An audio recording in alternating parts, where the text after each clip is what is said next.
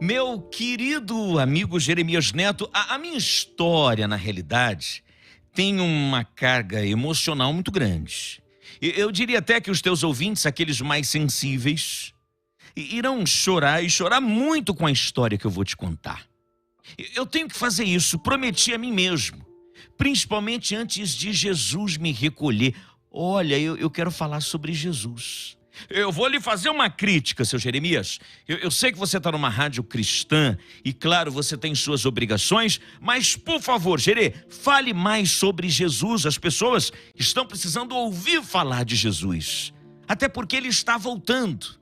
E quando Jesus voltar, eu quero que todas as pessoas do planeta tenham a mesma oportunidade que um dia eu tive, embora a chance, a oportunidade que eu tive em ouvir falar de Jesus foi diferente de qualquer outra que você já tenha contado no rádio.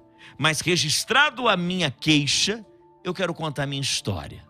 E na minha história você pode me contar e me chamar de Zezinho. Zezinho, vem jantar! Zezinho, vem almoçar! Ah, que menino sapeca! Eu era um menino moleque. Eu deveria ter 7 anos, quando tudo aconteceu. E essa história não se passa aqui não, ó. Vou lhe dar uma dica. Eu conto 81 anos. Eu na realidade, estou recebendo o auxílio de um dos meus netos para te escrever. E no auge dos meus 81 anos, a gente faz as contas e entende que a vida é como um sopro. As coisas passam depressa demais. Eu não sei, e nem sei se estarei vivo quando você for contar a minha história. Até porque, Jeremias, por um desses infortúnios da vida, eu descobri que estou muito doente. E nessa minha descoberta da doença, o médico me deu 2 opções. Seu José, não há como lhe operar pela idade, o senhor não suportaria uma cirurgia. Ou o senhor se submete a esse tratamento à base de quimioterapia, que sincera e honestamente vai judiar muito do senhor, ou o senhor faz aquilo que nós chamamos de tratamento paliativo. Ah, minha filha não poderia esconder isso de mim jamais. Preferi não fazer nada.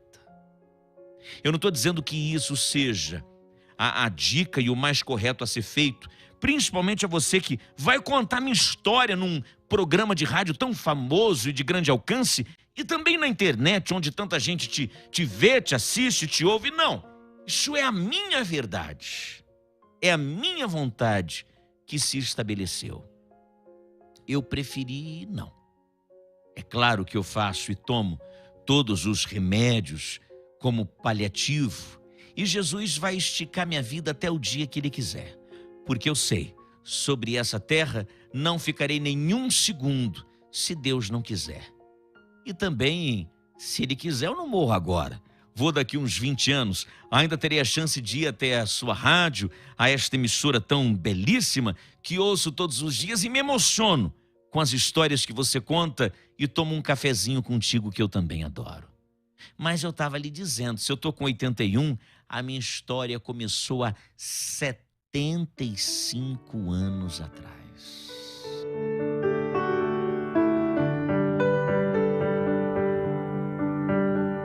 O tempo era outro, a ingenuidade era outra, as pessoas eram outras, as verdades eram outras, a fé era diferente. Pouco se ouvia falar de Jesus, os crentes eram a minoria da minoria da minoria, quando eram de fato maltratados pelas ruas de São Paulo e de qualquer lugar do Brasil. Mas não tem problema não. Aliás, a minha família, a começar da minha família, ninguém era cristão. Todo mundo dizia, eu acredito em Deus, eu acredito em Jesus, mas nada de celebrar um culto, mas nada de entoar um louvor. Então eu fui o primeiro, eu fui o precursor, e eu era uma criança. Talvez uma criança como Samuel, que ouviu a voz de Deus quando disse, Samuel, Samuel. Jeremias, eu vou contar agora, e muita gente vai duvidar da minha sanidade mental, Por isso até eu fiz questão de que um neto e uma testemunha assinassem a minha carta no final, para que tivesse comprovação, inclusive se alguém te questionar. Mas, por favor, não cite o nome nem de um e nem de outro.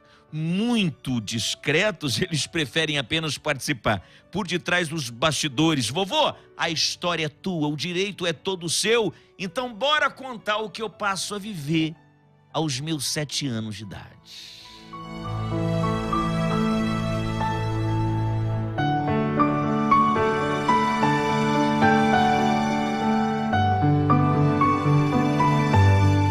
Eu, chamado por Zezinho.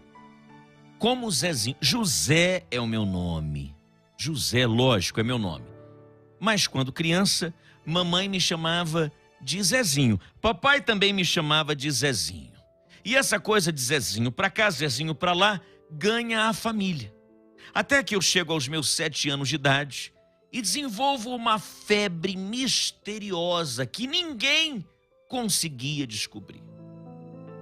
Jeremias, veja, volte no tempo, porque essa nova geração e as pessoas da atualidade vão entender que há 75 anos atrás as coisas aconteciam na mesma velocidade que acontecem nos dias atuais. Não, tudo era muito diferente. Acesso aos médicos, a medicamento, a exames, tudo era mais complicado, tudo era muito mais difícil. Mamãe cuidava de mim muito bem, mas a febre não ia embora. Era uma febre quase que desesperadora. Ela vinha todos os dias no final da tarde. Eu ficava febril e essa febre aumentava 37, 38, alcançava os 39. Minha mãe enfiava num banho de água fria para que eu não tivesse nenhum tipo de reação mais problemática e que me levasse a óbito. Me levou num primeiro médico que disse desconhecer a razão da febre. Me levou num segundo que talvez disse, olha, pode ser uma tuberculose nos ossos, não sei. Precisamos fazer outros exames. Não existia tal de ressonância magnética ou PET scan, ou como queiram chamar, não. E a febre me perseguiu. Me perseguiu por 1 mês, me perseguiu por 2 meses. Mamãe, desesperada, não sabia mais o que fazer. Mas eu preciso te explicar como é que era a minha casa. Era uma casa de 2 andares. No andar de cima, ficava o quarto de papai e mamãe, ficava o meu quarto, ficava o quarto de minha irmã e um banheiro. Na parte de baixo, cozinha, sala e mais um outro espaço ali, como qualquer casa distribuída como a moda da época. Não casa moderna, casa antiga. Mas embaixo havia um porão. É dentro desse porão que as coisas vão acontecer.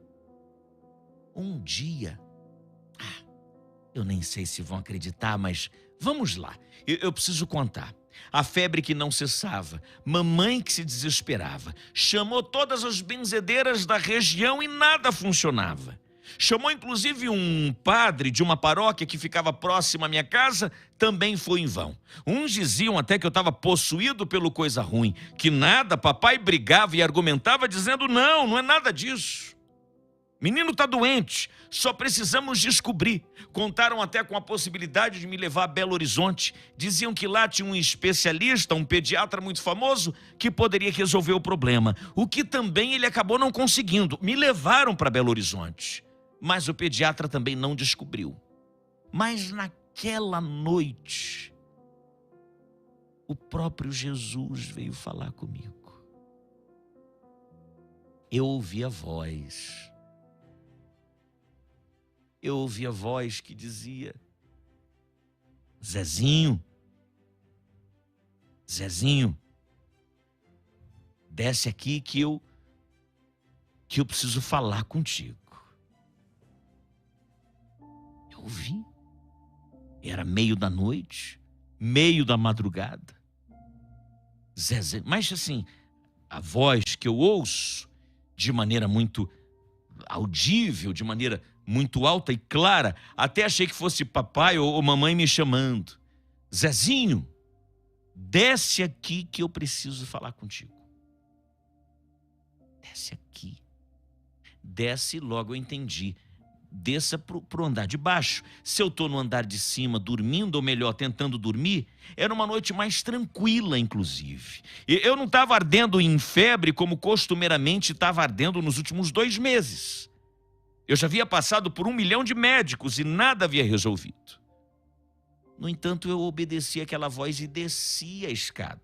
Quando eu desço a escada, eu desço e saio de cara com a sala que está conectada à cozinha. Eu não vejo ninguém. E a voz volta a se manifestar de novo. Zezinho, desce mais um pouquinho, Zezinho. Desce. Papai? Pai, é o senhor? É, sou eu. Desce mais um pouquinho aqui no porão. E eu desci. Eu desci no porão de casa.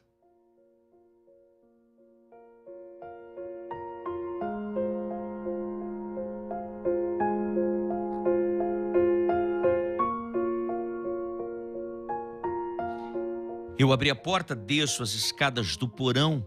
Lá ficava um monte de ferramentas de meu pai.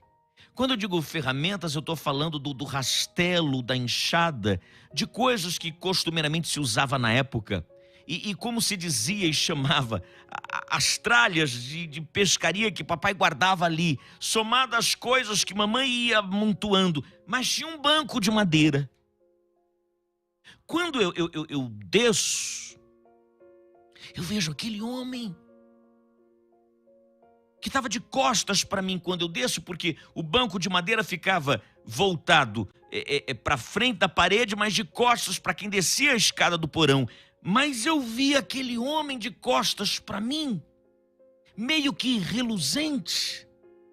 Reluzente talvez não seja a expressão, mas a sua roupa brilhava. Tinha um brilho diferente. Tinha um negócio que eu nem sei explicar. E eu achei até que era o meu pai. Até duvidei de que aquilo fosse real. Eu tinha só 7 aninhos. Ô pai, é o senhor, pai? Quase isso. Vem cá, Zezinho. Não precisa ter medo. Senta aqui do meu lado. E eu fui. Eu fui caminhando. Eu me lembro, 75 anos depois do ocorrido, eu ainda me lembro daquela noite, onde muita gente, inclusive, até minha própria mãe e o meu pai depois disseram que, na realidade,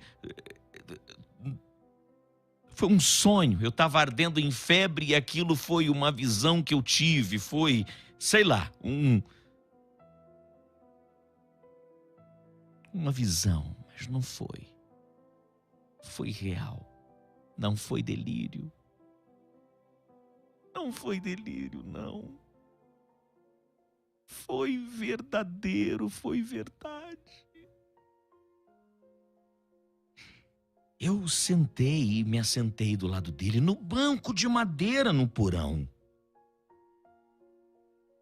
Você sabe quem eu sou? Não, senhor, eu não sei não.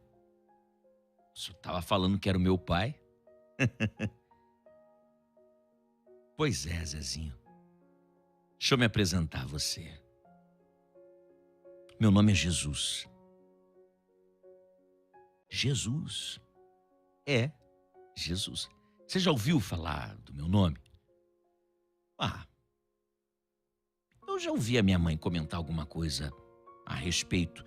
O senhor não é filho do Papai do Céu? É, tua mãe falou correto. Sou filho do Papai do Céu. Então, como é que o senhor não tem aquela cruz que o senhor morreu? Tem também. Tá vendo como você sabe muito a meu respeito? Tem aquela cruz, eu morri naquela cruz, mas eu saí daquela cruz. Tua mãe te contou que eu também ressuscitei. Ah, é por isso, é verdade, que é o dia da Páscoa. Isso, muito bem, que é o dia da Páscoa. Mas o que o senhor está fazendo aqui? Eu vim curar você. Eu vim curar.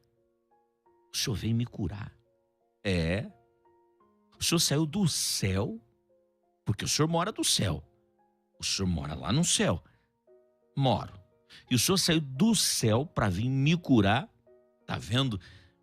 Tá vendo o quanto que eu te amo, Zezinho? Eu saí do céu. Eu tenho visto a tua aflição. Eu tenho visto a aflição da tua família. E eu decidi hoje vir te curar. Embora, vou te adiantar, muita gente não vai acreditar no que você vai contar. Vão dizer que é delírio, mas eu e você sabemos que é a mais pura verdade. E você tem muito que viver por essa terra. Você vai falar muito do meu nome ao longo de mais talvez uns 75 anos. Nossa, eu vou viver tudo isso, Jesus! Vai viver tudo isso e vai viver grandes alegrias.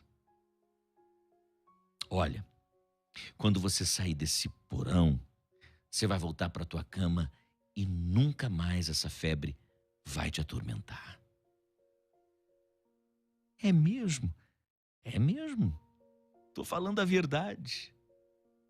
Jesus, eu posso te dar um abraço? Claro que pode. Vem cá. Você tá achando que eu não sou de verdade? Toque em mim. Nossa, é verdade mesmo. É verdade de fato, o senhor é real. Lógico que eu sou real, Zezinho. Você acha que não seria real? Eu sou real, eu sou de verdade. Ai, que abraço gostoso. Eu estarei sempre com você. Um dia você vai falar do meu nome. Quer dizer, você já começa a falar do meu nome no momento em que você acordar. E ainda que as pessoas não acreditem, continue dizendo. Vou lhe dar muito tempo de vida para você falar. Combinado? Tá combinado, Jesus. Jeremias, e então eu saio daquele porão. Como que flutuando. Eu saio daquele porão como leve, de todo o peso que carregava pela febre que ardia em meu corpo, ainda frágil. Mas aquilo foi se dissipando.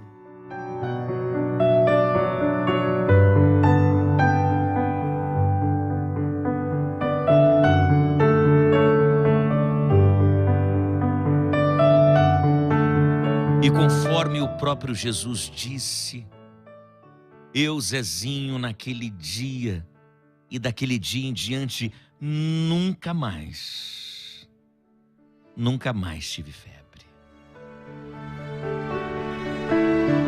Conforme Jesus disse, mamãe e papai disseram que eu tive uma visão, um sonho, um delírio ou coisa do tipo.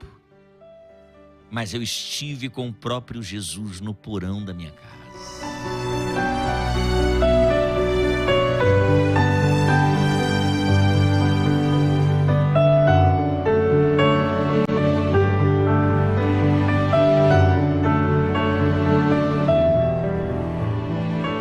O tempo passou, eu me converto, me batizo, me torno pastor e hoje, aos 81 anos, conforme o próprio Jesus prometeu, eu atravessei a vida falando dele.